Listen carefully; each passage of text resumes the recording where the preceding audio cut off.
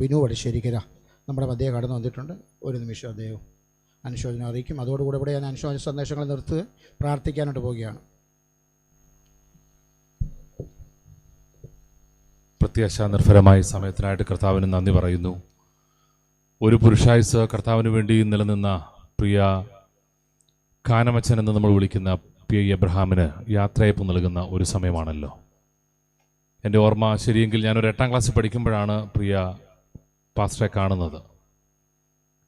വടശ്ശേരിക്കരയ്ക്കടുത്ത് മാടമണെന്ന് പറയുന്ന സ്ഥലത്ത് നടക്കുന്നൊരു മീറ്റിങ്ങിൽ അദ്ദേഹം പ്രസംഗിക്കാൻ വേണ്ടി വരുമ്പോൾ എന്നെ ഏൽപ്പിച്ചൊരു ദൗത്യം വടശ്ശേരിക്കരയിലെ ബസ്സിറങ്ങുന്ന അദ്ദേഹത്തെ കൂട്ടിക്കൊണ്ട് മാടമണ്ണിൽ വള്ളം കയറി അക്കരെ കടവിലെത്തണം.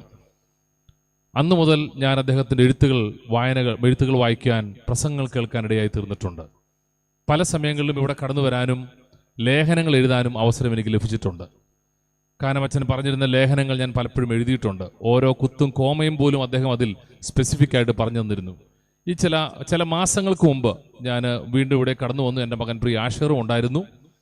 ഞാൻ അന്ന് ഒരു ഞായറാഴ്ച ആരാധന കഴിഞ്ഞ് ഉച്ച കഴിഞ്ഞ് കുറേ സമയം സ്പെൻഡ് ചെയ്ത് അദ്ദേഹത്തിൻ്റെ കൂടിരുന്ന് കുറച്ച് വീഡിയോ ഒക്കെ എടുക്കാമെന്ന് ഓർത്ത്. എന്നാൽ എനിക്ക് മനസ്സിലായി അദ്ദേഹം അത്രത്തോളം ഓർമ്മയില്ല.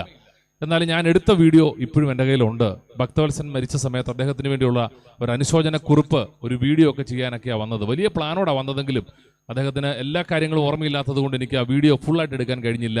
അതിനുശേഷം വീട്ടിൽ പ്രിയ അമ്മച്ചി ചായയൊക്കെ തന്നു. ഞങ്ങൾ ഒരുമിച്ച് ചായയൊക്കെ കുടിച്ച് അല്പസമയം ഇരുന്ന് ഫോട്ടോ ഒക്കെ എടുത്തിട്ടാണ് പിരിഞ്ഞത്.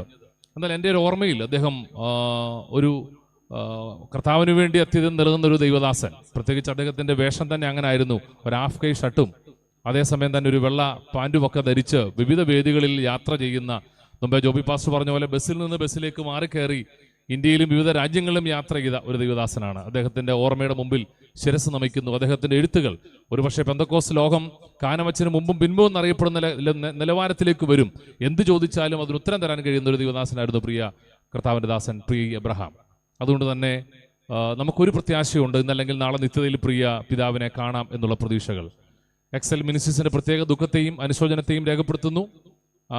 അതോടൊപ്പം തന്നെ എക്സൽ മിനിസ്ട്രീസിൻ്റെ ചെയർമാനായിരിക്കുന്ന തമ്പി മാത്യു അറ്റ്ലാന്റ അദ്ദേഹം പ്രത്യേകം വിളിച്ചു പറഞ്ഞൊരു കാര്യമുണ്ട്. കാരണം പ്രിയ കാനമച്ചൻ മസ്കറ്റിൽ ചെല്ലുമ്പോൾ ഏതാണ്ട് 10-20 വർഷങ്ങൾക്ക് മുമ്പ്, ഒരു 25 വർഷം മുമ്പാണ് അദ്ദേഹത്തോട് പാസ്റ്റർ തമ്പി മാത്യുവിനോട് കൂടെ താമസിച്ച കാര്യത്തെക്കുറിച്ച് അദ്ദേഹം എന്നോട് പറഞ്ഞു. ഒപ്പം തന്നെ ഒത്തിരിയേറെ ഓർമ്മകൾ പങ്കിട്ടു. പ്രിയ ഇവിടുത്തെ മകൻ ബിച്ചാനും തമ്പിച്ചാനും അല്ലാണ്ടിൽ ഒരുമിച്ച് വർക്ക് ചെയ്തിട്ടുണ്ട്. ആ പ്രത്യേക ഓർമ്മ എടുത്തു പറഞ്ഞു. കുടുംബത്തോടുള്ള ദുഃഖത്തെ അറിയിക്കാനായിട്ട് ആവശ്യപ്പെട്ടിട്ടുണ്ട്.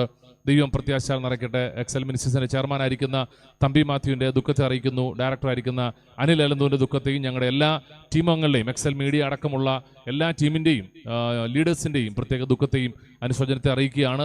നിത്യതയിൽ കാണാമെന്നുള്ള വലിയ പ്രതീക്ഷയും പ്രത്യാശയും നമ്മുടെ ഹൃദയങ്ങളുണ്ടല്ലോ. ദൈവം എല്ലാവരെയും ആശ്വാസാലും പ്രത്യാശയിലും നിറയ്ക്കട്ടെ. സമയം മാറ്റിവെച്ച ദൈവദാസനോട് സഭയോട് നന്ദി അറിയിക്കുന്നു. Thank you.